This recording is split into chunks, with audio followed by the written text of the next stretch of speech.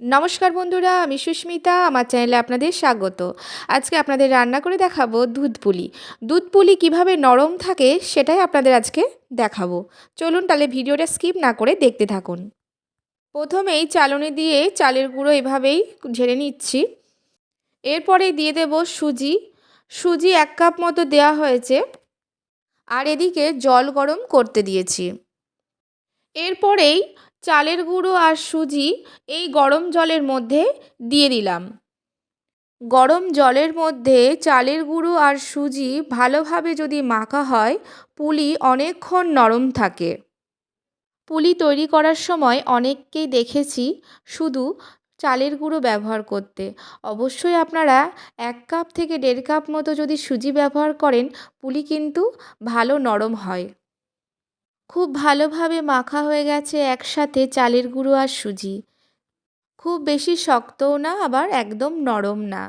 এইভাবেই মেখে নিতে হবে। পুলি তৈরি করার জন্য এইভাবেই লেচি কেটে নিচ্ছি। এদিকে আমি পুর তৈরি করার জন্য ক্ষীর জাল দিয়ে নিচ্ছি চিনি দিয়ে। আমার এদিকে পুর ভরার জন্য রেডি হয়ে গেছে ক্ষীর। এবার পুলিগুলো তৈরি করে নেব। এইভাবে হাত দিয়ে চেপে চেপে মাঝের অংশে পুর দিয়ে দেব। এখানে আপনারা নারকেলের পুরও ব্যবহার করতে পারেন। পুলি বিভিন্ন শেপেই তৈরি করা যায়। এইভাবেই তৈরি করে নেব আরও বেশ কয়েকটা পুলি।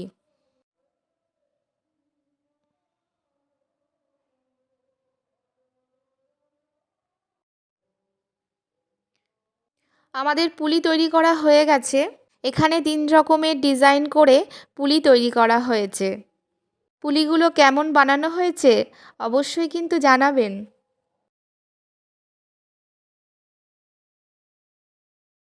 আর এদিকে দুধ জাল করতে বসিয়ে দিয়েছি।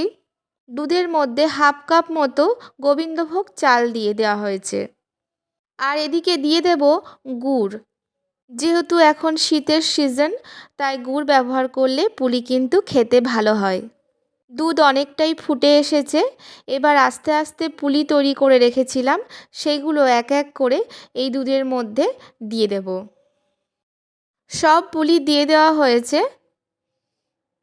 দুধের মধ্যে তেজপাতা আর এলাচ দেওয়া হয়েছে। এবার এটা মিডিয়াম আঁচ দিয়ে কিছুক্ষণ ভালোভাবে ফুটিয়ে নেব।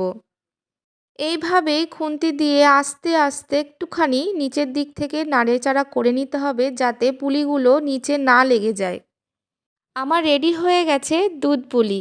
আমার রেসিপি যদি ভালো লেগে থাকে অবশ্যই লাইক করুন, কমেন্ট করুন, আর এখনও যারা সাবস্ক্রাইব করেনি সাবস্ক্রাইব করে দেবেন।